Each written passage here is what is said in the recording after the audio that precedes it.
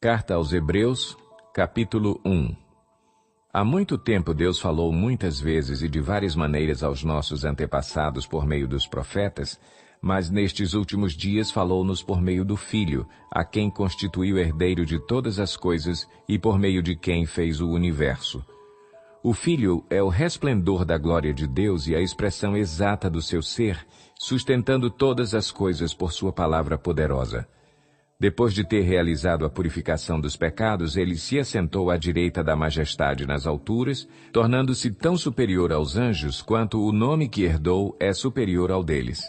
Pois a qual dos anjos Deus alguma vez disse: Tu és meu filho, eu hoje te gerei, e outra vez eu serei seu pai e ele será meu filho? E ainda, quando Deus introduz o primogênito no mundo, diz: Todos os anjos de Deus o adorem. Quanto aos anjos, ele diz: Ele faz dos seus anjos ventos e dos seus servos clarões reluzentes. Mas a respeito do Filho diz: O teu trono, ó Deus, subsiste para todo o sempre. Cetro de equidade é o cetro do teu reino. Amas a justiça e odeias a iniquidade. Por isso Deus, o teu Deus, escolheu-te dentre os teus companheiros, ungindo-te com óleo de alegria. E também diz: No princípio, Senhor, firmaste os fundamentos da terra, e os céus são obras das tuas mãos. Eles perecerão, mas tu permanecerás. Envelhecerão como vestimentas, tu os enrolarás como um manto, como roupas eles serão trocados. Mas tu permaneces o mesmo, e os teus dias jamais terão fim. A qual dos anjos Deus alguma vez disse: Senta-te à minha direita até que eu faça dos teus inimigos um estrado para os teus pés? Os anjos não são, todos eles, espíritos ministradores enviados para servir aqueles que hão de herdar a salvação? Hebreus, capítulo 2. Por isso é preciso que prestemos maior atenção ao que temos ouvido para que jamais nos desviemos.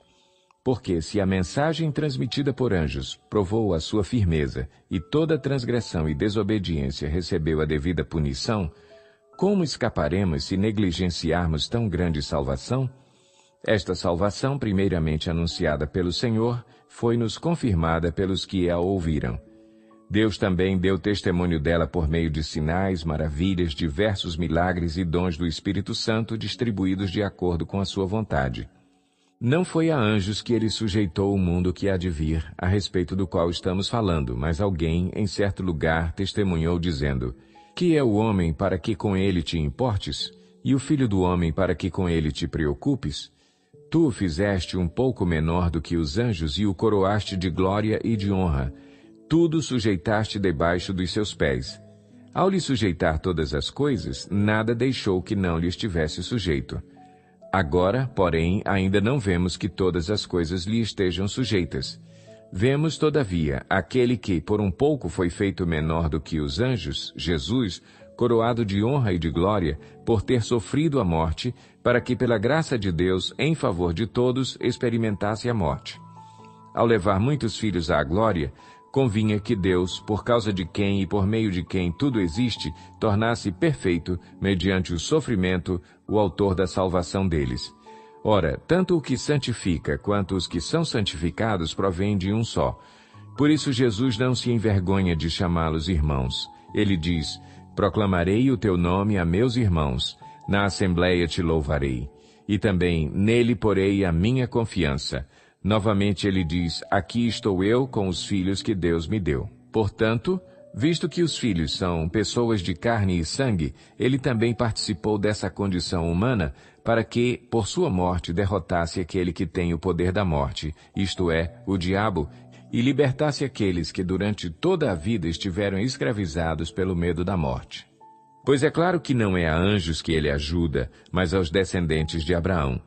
Por essa razão era necessário que ele se tornasse semelhante a seus irmãos em todos os aspectos, para se tornar sumo sacerdote misericordioso e fiel com relação a Deus e fazer propiciação pelos pecados do povo. Porque, tendo em vista o que ele mesmo sofreu quando tentado, ele é capaz de socorrer aqueles que também estão sendo tentados. Hebreus, capítulo 3. Portanto, santos irmãos, participantes do chamado celestial, fixem os seus pensamentos em Jesus, apóstolo e sumo sacerdote que confessamos. Ele foi fiel àquele que o havia constituído, assim como Moisés foi fiel em toda a casa de Deus. Jesus foi considerado digno de maior glória do que Moisés, da mesma forma que o construtor de uma casa tem mais honra do que a própria casa. Pois toda casa é construída por alguém, mas Deus é o edificador de tudo. Moisés foi fiel como servo em toda a casa de Deus, dando testemunho do que haveria de ser dito no futuro. Mas Cristo é fiel como filho sobre a casa de Deus, e esta casa somos nós, se é que nos apegamos firmemente à confiança e à esperança da qual nos gloriamos. Assim como diz o Espírito Santo, hoje, se vocês ouvirem a sua voz, não endureçam o coração como na rebelião, durante o tempo da provação no deserto, onde os seus antepassados me tentaram, pondo-me à prova, apesar de, durante 40 anos, terem visto o que eu fiz. Por isso fiquei irado contra aquela geração e disse, o seu coração está sempre se desviando, e eles não reconheceram os meus caminhos. Assim jurei na minha ira, jamais entrarão no meu descanso. Cuidado, irmãos, para que nenhum de vocês tenha coração perverso e incrédulo que se afaste do Deus vivo. Ao contrário, encorajem-se uns aos outros todos os dias, durante o tempo que se chama hoje, de modo que nenhum de vocês seja endurecido pelo engano do pecado, pois passamos a ser participantes de Cristo, desde que, de fato, nos apeguemos até o fim à confiança que tivemos no princípio. Por isso é que se diz, se hoje vocês ouvirem a sua voz, não endureçam o coração como na rebelião. Quem foram os que ouviram e se rebelaram? Não foram todos os que Moisés tirou do Egito? Contra quem Deus esteve irado durante 40 anos? Não foi contra aqueles que pecaram, cujos corpos caíram no deserto? E a quem jurou que nunca haveriam de entrar no seu descanso? Não foi àqueles que foram desobedientes? Vemos assim que por causa da incredulidade não puderam entrar. Hebreus capítulo 4. Visto que nos foi deixada a promessa de entrarmos no descanso de Deus, que nenhum de vocês pense que falhou. Pois as boas novas foram pregadas também a nós, tanto quanto a eles. Mas a mensagem que eles ouviram de nada lhes valeu, pois não foi acompanhada de fé por aqueles que a ouviram. Pois nós, os que cremos, é que entramos naquele descanso, conforme Deus disse, assim jurei na minha ira, jamais entrarão no meu descanso, embora as suas obras estivessem concluídas desde a criação do mundo. Pois em certo lugar ele falou sobre o sétimo dia nestas palavras, no sétimo dia Deus descansou de toda a obra que realizara. E de novo na passagem citada há pouco, diz, jamais entrarão no meu descanso. Portanto, resta entrarem alguns naquele descanso, e aqueles a quem anteriormente as boas novas foram pregadas não entraram por causa da desobediência. Por isso Deus estabelece outra vez um determinado dia, chamando-o hoje, ao declarar muito tempo depois por meio de Davi, de acordo com o que fora dito antes. Se hoje vocês ouvirem a sua voz, não endureçam o coração. Porque, se Josué lhes tivesse dado descanso, Deus não teria falado posteriormente a respeito de outro dia. Assim, ainda resta um descanso sabático para o povo de Deus, pois todo aquele que entra no descanso de Deus também descansa das suas obras, como Deus descansou das suas. Portanto, esforcemo-nos por entrar nesse descanso, para que ninguém venha a cair, seguindo aquele exemplo de desobediência. Pois a palavra de Deus é viva e eficaz, e mais afiada que qualquer espada de 2 gumes. Ela penetra até o ponto de dividir alma e espírito, juntas e medulas, e julga os pensamentos e intenções do coração. Nada em toda a criação está oculto aos olhos de Deus. Tudo está descoberto e exposto diante dos olhos daquele a quem havemos de prestar contas. Portanto, visto que temos um grande sumo sacerdote que adentrou os céus, Jesus, o Filho de Deus, apeguemo-nos com toda a firmeza à fé que professamos, pois não temos um sumo sacerdote que não possa compadecer-se das nossas fraquezas, mas sim alguém que, como nós, passou por todo tipo de tentação, porém sem pecado. Assim, aproximemo-nos do trono da graça com toda a confiança, a fim de recebermos misericórdia e encontrarmos graça que nos ajude no momento da necessidade. Hebreus, capítulo 5. Todo sumo sacerdote é escolhido dentre os homens e designado para representá-los em questões relacionadas com Deus e apresentar ofertas e sacrifícios pelos pecados. Ele é capaz de se compadecer dos que não têm conhecimento e se desviam, visto que ele próprio está sujeito à fraqueza. Por isso ele precisa oferecer sacrifícios por seus próprios pecados, bem como pelos pecados do povo. Ninguém toma esta honra para si mesmo, mas deve ser chamado por Deus, como de fato o foi Arão. Da mesma forma, Cristo não tomou para si a glória de se tornar sumo sacerdote, mas Deus lhe disse: Tu és meu filho, eu hoje te gerei. E diz noutro lugar: Tu és sacerdote para sempre, segundo a ordem de Melquisedeque. Durante os seus dias de vida na terra, Jesus ofereceu orações e súplicas em alta voz e com lágrimas àquele que o podia salvar da morte, sendo ouvido por causa da sua reverente submissão. Embora sendo filho, ele aprendeu a obedecer por meio daquilo que sofreu e, uma vez aperfeiçoado, tornou-se a fonte da salvação eterna para todos os que lhe obedecem, sendo designado por Deus sumo sacerdote, segundo a ordem de Melquisedeque.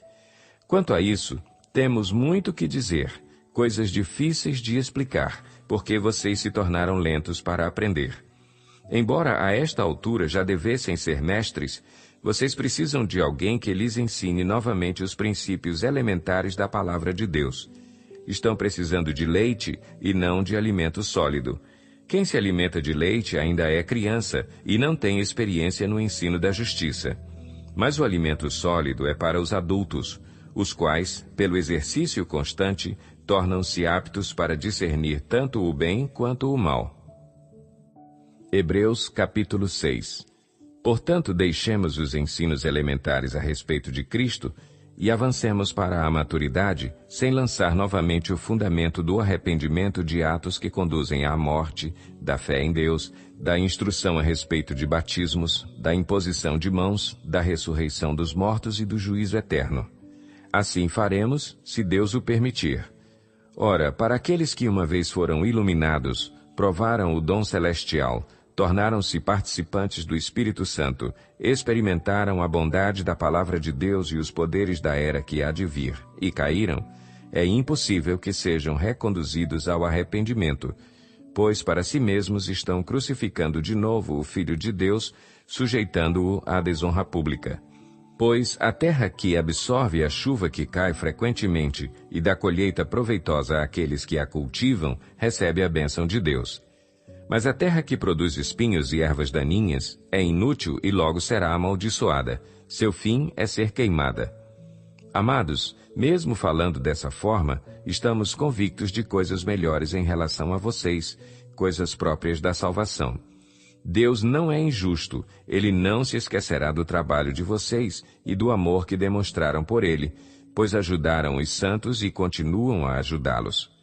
Queremos que cada um de vocês mostre essa mesma prontidão até o fim, para que tenham a plena certeza da esperança, de modo que vocês não se tornem negligentes, mas imitem aqueles que, por meio da fé e da paciência, recebem a herança prometida. Quando Deus fez a sua promessa a Abraão, por não haver ninguém superior por quem jurar, jurou por si mesmo, dizendo: Esteja certo de que o abençoarei e farei numerosos os seus descendentes.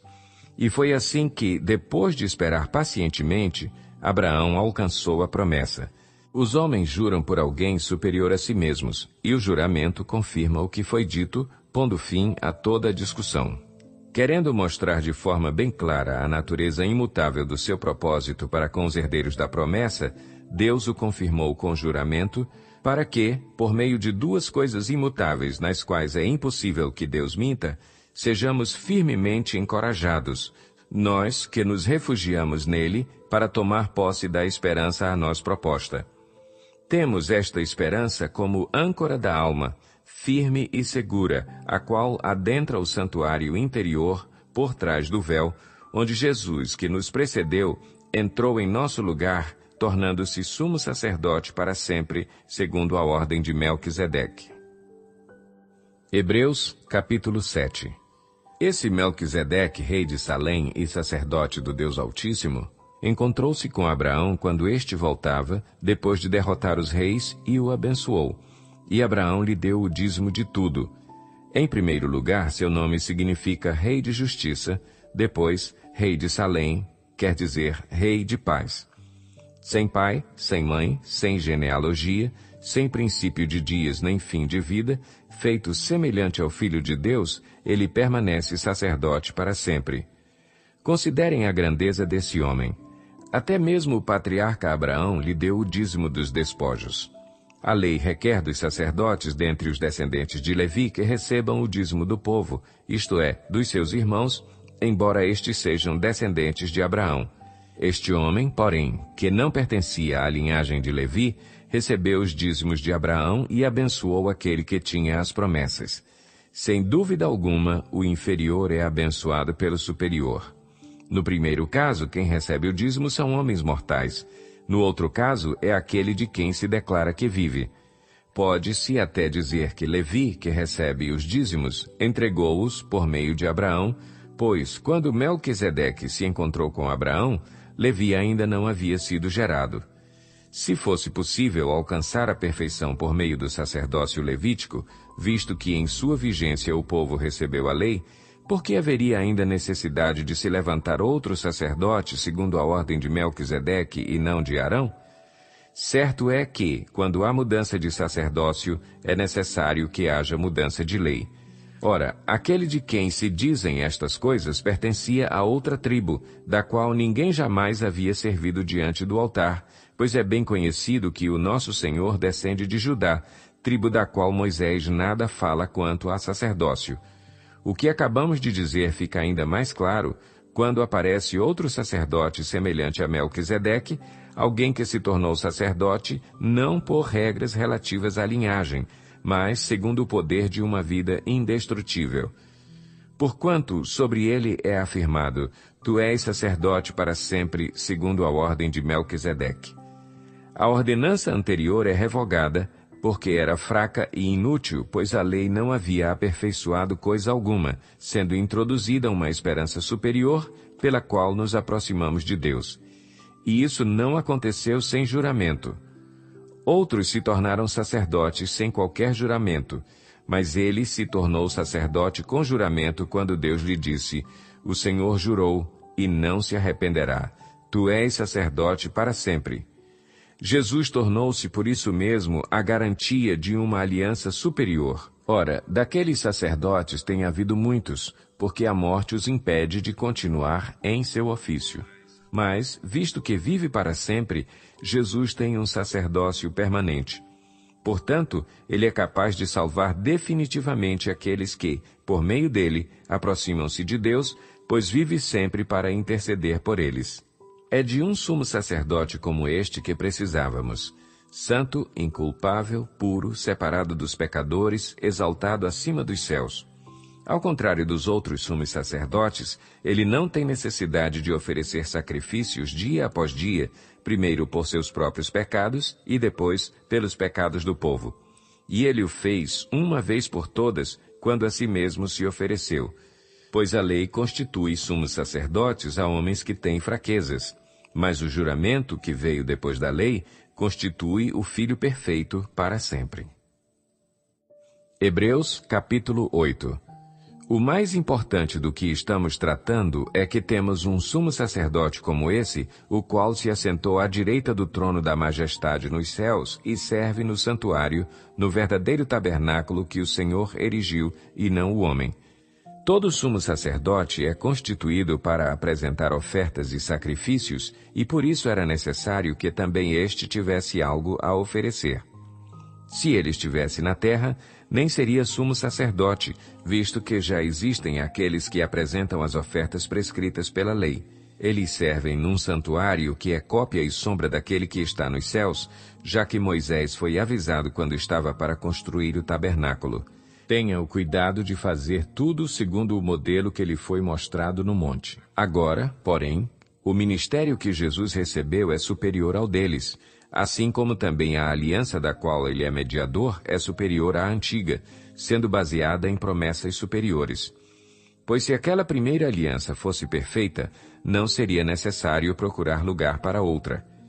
Deus, porém, achou o povo em falta e disse: Estão chegando os dias, declara o Senhor, quando farei uma nova aliança com a comunidade de Israel e com a comunidade de Judá. Não será como a aliança que fiz com os seus antepassados, quando os tomei pela mão para tirá-los do Egito. Visto que eles não permaneceram fiéis à minha aliança, eu me afastei deles, diz o Senhor. Esta é a aliança que farei com a comunidade de Israel depois daqueles dias, declara o Senhor. Porei minhas leis em sua mente e as escreverei em seu coração. Serei o seu Deus e eles serão o meu povo. Ninguém mais ensinará o seu próximo nem o seu irmão, dizendo: Conheça o Senhor, porque todos eles me conhecerão, desde o menor até o maior. Porque eu lhes perdoarei a maldade e não me lembrarei mais dos seus pecados. Chamando nova esta aliança, ele tornou antiquada a primeira, e o que se torna antiquado e envelhecido está a ponto de desaparecer. Hebreus, capítulo 9. Ora, a primeira aliança tinha regras para a adoração e também um tabernáculo terreno. Foi levantado um tabernáculo. Na parte da frente, chamado Lugar Santo, estavam o candelabro, a mesa e os pães da presença. Por trás do segundo véu havia a parte chamada Santo dos Santos, onde se encontravam o altar de ouro para o incenso e a arca da aliança, totalmente revestida de ouro. Nessa arca estavam o vaso de ouro contendo o maná, a vara de Arão que floresceu e as tábuas da aliança. Acima da arca estavam os querubins da glória, que com sua sombra cobriam a tampa da arca. A respeito dessas coisas não cabe agora falar detalhadamente. Estando tudo assim preparado, os sacerdotes entravam regularmente no lugar santo do tabernáculo para exercer o seu ministério. No entanto, somente o sumo sacerdote entrava no Santo dos Santos apenas uma vez por ano e nunca sem apresentar o sangue do sacrifício que ele oferecia por si mesmo e pelos pecados que o povo havia cometido por ignorância. Dessa forma, o Espírito Santo estava mostrando que ainda não havia sido manifestado o caminho para o Santo dos Santos enquanto permanecia o primeiro tabernáculo. Isso é uma ilustração para os nossos dias, indicando que as ofertas e os sacrifícios oferecidos não podiam dar ao adorador uma consciência perfeitamente limpa. Eram apenas prescrições que tratavam de comida e bebida e de várias cerimônias de purificação com água. Essas ordenanças exteriores foram impostas até o tempo da nova ordem. Quando Cristo veio como sumo sacerdote dos benefícios agora presentes, ele adentrou o maior e mais perfeito tabernáculo, não feito pelo homem, isto é, não pertencente a esta criação.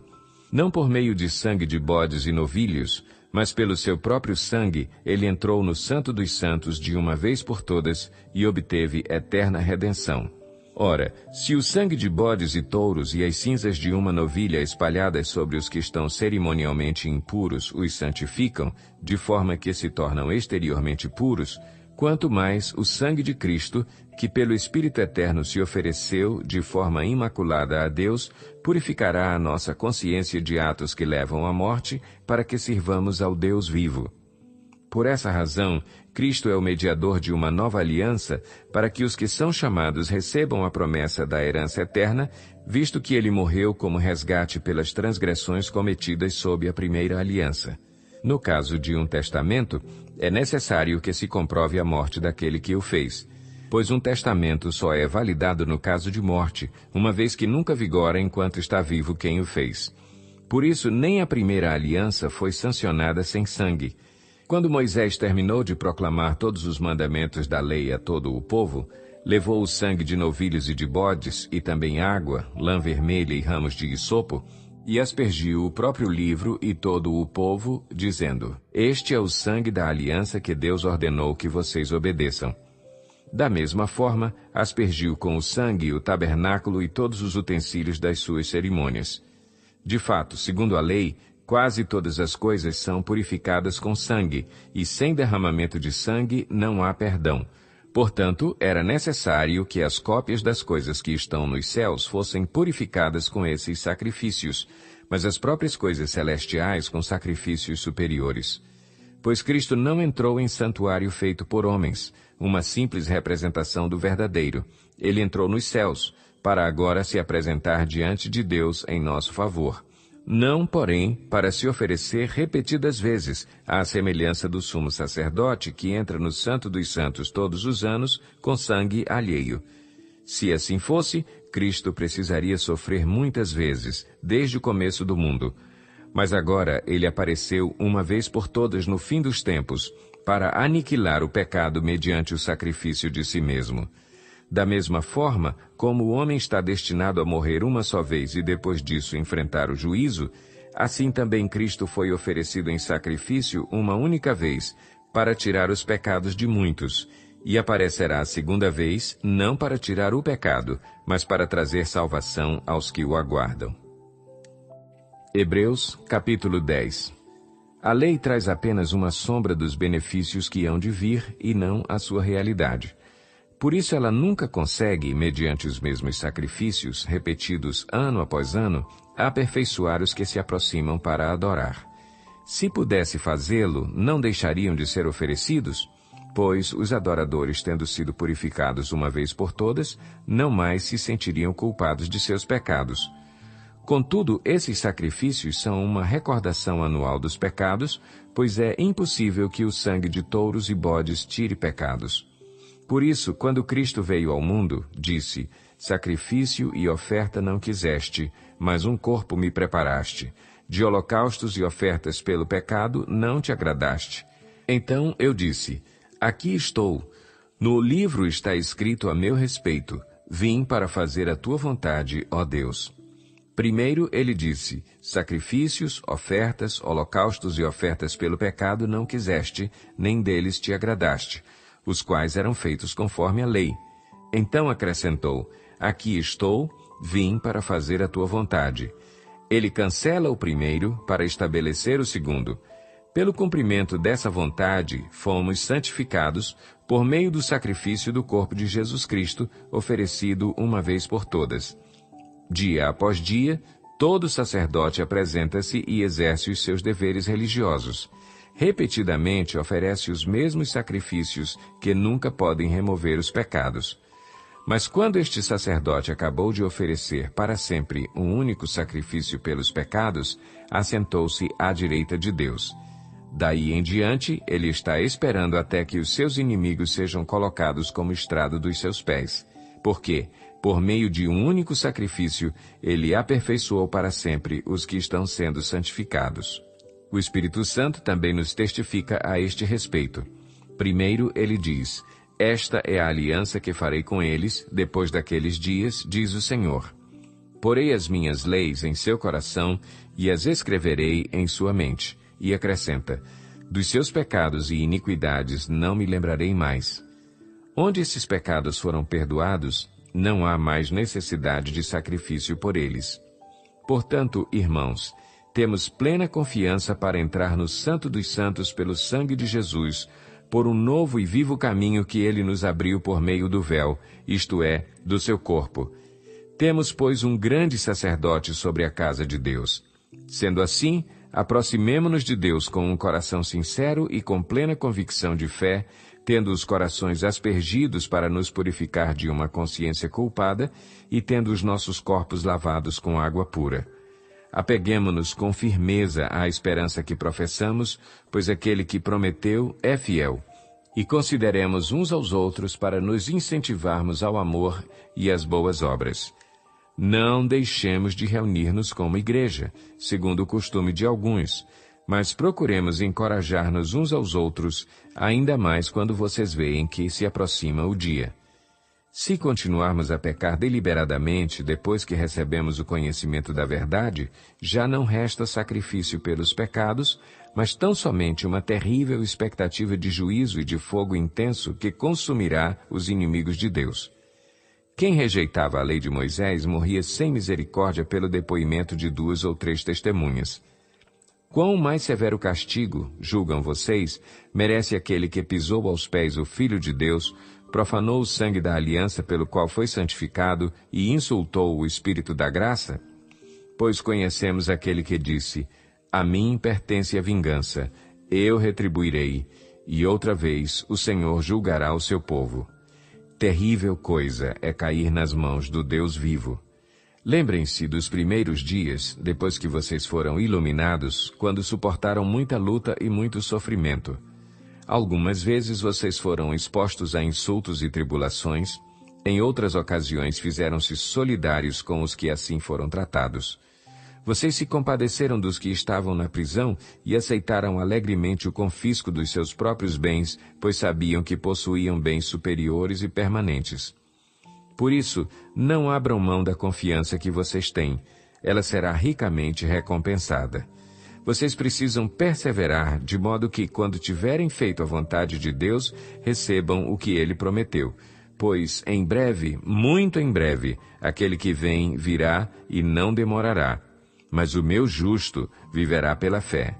E, se retroceder, não me agradarei dele. Nós, porém, não somos dos que retrocedem e são destruídos, mas dos que creem e são salvos. Hebreus, capítulo 11. Ora, a fé é a certeza daquilo que esperamos e a prova das coisas que não vemos. Pois foi por meio dela que os antigos receberam bom testemunho. Pela fé entendemos que o universo foi formado pela palavra de Deus, de modo que aquilo que se vê não foi feito do que é visível. Pela fé, Abel ofereceu a Deus um sacrifício superior ao de Caim. Pela fé ele foi reconhecido como justo, quando Deus aprovou as suas ofertas. Embora esteja morto, por meio da fé ainda fala. Pela fé Enoque foi arrebatado, de modo que não experimentou a morte. E já não foi encontrado, porque Deus o havia arrebatado, pois antes de ser arrebatado recebeu testemunho de que tinha agradado a Deus. Sem fé é impossível agradar a Deus, pois quem dele se aproxima precisa crer que ele existe e que recompensa aqueles que o buscam. Pela fé Noé, quando avisado a respeito de coisas que ainda não se viam, movido por santo temor, construiu uma arca para salvar sua família. Por meio da fé, ele condenou o mundo e tornou-se herdeiro da justiça que é segundo a fé. Pela fé, Abraão, quando chamado, obedeceu e dirigiu-se a um lugar que mais tarde receberia como herança, embora não soubesse para onde estava indo. Pela fé peregrinou na terra prometida como se estivesse em terra estranha. Viveu em tendas, bem como Isaque e Jacó, co-herdeiros da mesma promessa. Pois ele esperava a cidade que tem alicerces, cujo arquiteto e edificador é Deus. Pela fé Abraão e também a própria Sara, apesar de estéril e avançada em idade, recebeu poder para gerar um filho, porque considerou fiel aquele que lhe havia feito a promessa. Assim, daquele homem já sem vitalidade, originaram-se descendentes tão numerosos como as estrelas do céu e tão incontáveis como a areia da praia do mar. Todos estes viveram pela fé e morreram sem receber o que tinha sido prometido. Viram-no de longe e de longe o saudaram, reconhecendo que eram estrangeiros e peregrinos na terra. Os que assim falam mostram que estão buscando uma pátria. Se estivessem pensando naquela de onde saíram, teriam oportunidade de voltar. Em vez disso, esperavam eles uma pátria melhor, isto é, a pátria celestial. Por essa razão, Deus não se envergonha de ser chamado o Deus deles, e lhes preparou uma cidade. Pela fé, Abraão, quando Deus o pôs à prova, ofereceu Isaque como sacrifício. Aquele que havia recebido as promessas estava pronto a sacrificar o seu único filho. Embora Deus lhe tivesse dito, por meio de Isaque a sua descendência será considerada, Abraão levou em conta que Deus pode ressuscitar os mortos e, figuradamente, recebeu Isaque de volta dentre os mortos. Pela fé, Isaque abençoou Jacó e Esaú com respeito ao futuro deles. Pela fé, Jacó, à beira da morte, abençoou cada um dos filhos de José e adorou a Deus, apoiado na extremidade do seu bordão. Pela fé, José, no fim da vida, fez menção do êxodo dos israelitas do Egito e deu instruções acerca dos seus próprios ossos. Pela fé, Moisés, recém-nascido, foi escondido durante 3 meses por seus pais, pois estes viram que ele não era uma criança comum e não temeram o decreto do rei. Pela fé, Moisés, já adulto, recusou ser chamado filho da filha de Faraó, preferindo ser maltratado com o povo de Deus a desfrutar os prazeres do pecado durante algum tempo. Por amor de Cristo, considerou sua desonra uma riqueza maior do que os tesouros do Egito, porque contemplava a sua recompensa.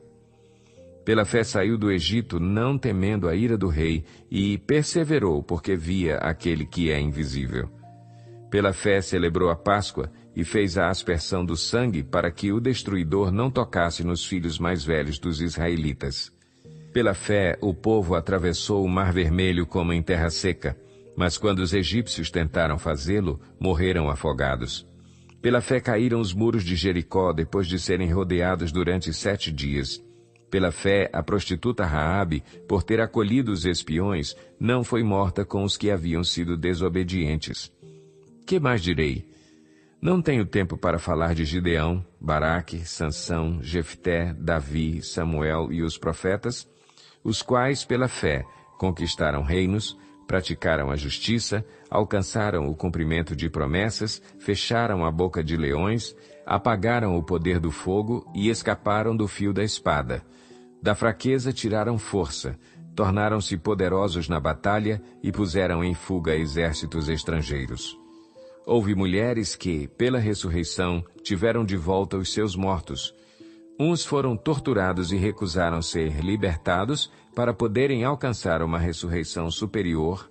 Outros enfrentaram zombaria e açoites. Outros ainda foram acorrentados e colocados na prisão, apedrejados, cerrados ao meio, postos à prova, mortos ao fio da espada. Andaram errantes, vestidos de pele de ovelhas e de cabras, necessitados, afligidos e maltratados. O mundo não era digno deles. Vagaram pelos desertos e montes, pelas cavernas e grutas. Todos estes receberam bom testemunho por meio da fé. No entanto, nenhum deles recebeu o que havia sido prometido. Deus havia planejado algo melhor para nós, para que conosco fossem eles aperfeiçoados. Hebreus, capítulo 12.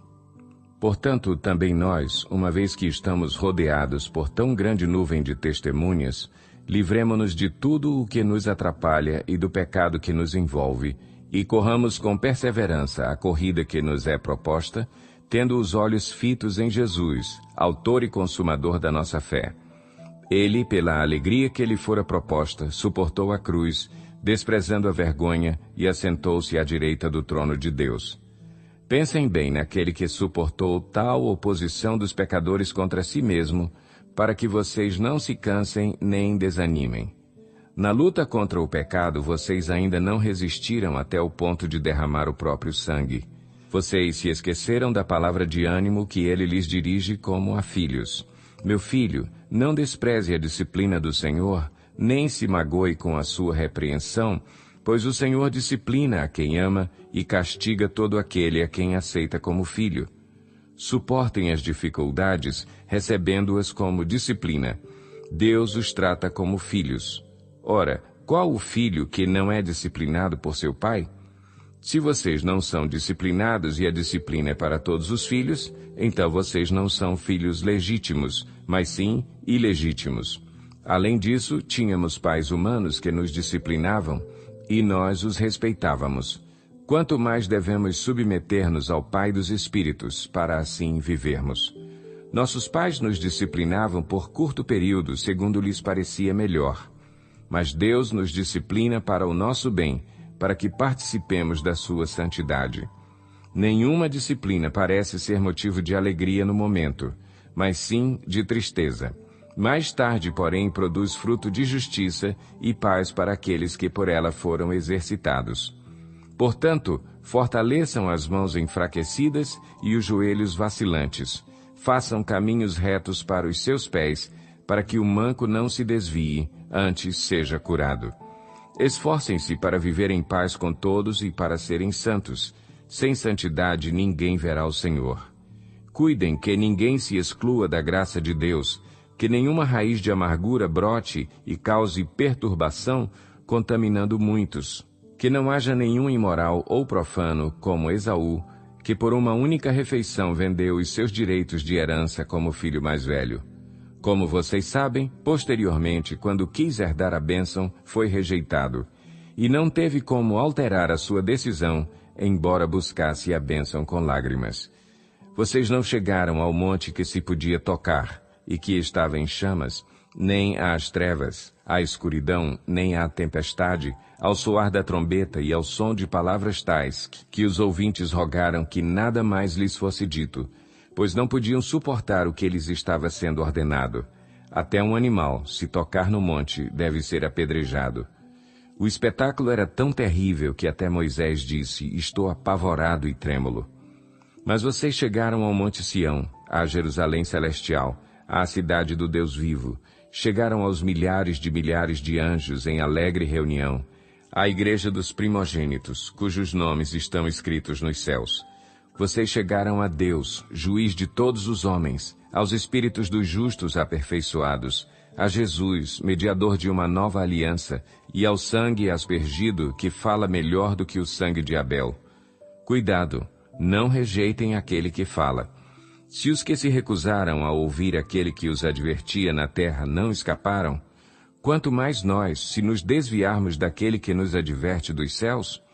Aquele cuja voz outrora abalou a terra, agora promete: ainda uma vez abalarei não apenas a terra, mas também o céu. As palavras ainda uma vez indicam a remoção do que pode ser abalado, isto é, coisas criadas, de forma que permaneça o que não pode ser abalado. Portanto, já que estamos recebendo um reino inabalável, sejamos agradecidos e, assim, adoremos a Deus de modo aceitável, com reverência e temor, pois o nosso Deus é fogo consumidor. Hebreus, capítulo 13.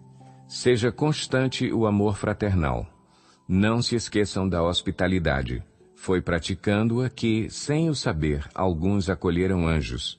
Lembrem-se dos que estão na prisão, como se aprisionados com eles, dos que estão sendo maltratados como se vocês mesmos estivessem sendo maltratados.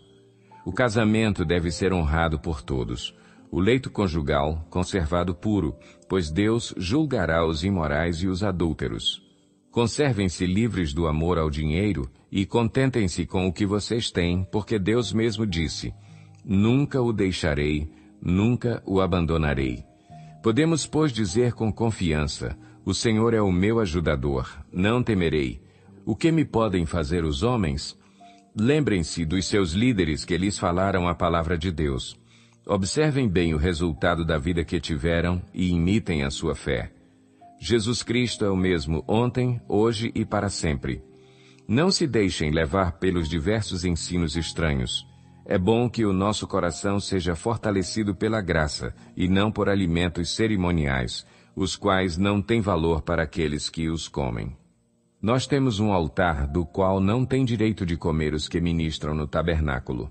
O sumo sacerdote leva sangue de animais até o Santo dos Santos como oferta pelo pecado, mas os corpos dos animais são queimados fora do acampamento. Assim, Jesus também sofreu fora das portas da cidade para santificar o povo por meio do seu próprio sangue. Portanto, saiamos até ele, fora do acampamento, suportando a desonra que ele suportou. Pois não temos aqui nenhuma cidade permanente, mas buscamos a que há de vir. Por meio de Jesus, portanto, ofereçamos continuamente a Deus um sacrifício de louvor, que é fruto de lábios que confessam o seu nome. Não se esqueçam de fazer o bem e de repartir com os outros o que vocês têm, pois de tais sacrifícios Deus se agrada. Obedeçam aos seus líderes e submetam-se à autoridade deles. Eles cuidam de vocês como quem deve prestar contas. Obedeçam-lhes para que o trabalho deles seja uma alegria e não um peso, pois isso não seria proveitoso para vocês. Orem por nós. Estamos certos de que temos consciência limpa e desejamos viver de maneira honrosa em tudo. Particularmente, recomendo-lhes que orem para que eu lhes seja restituído em breve.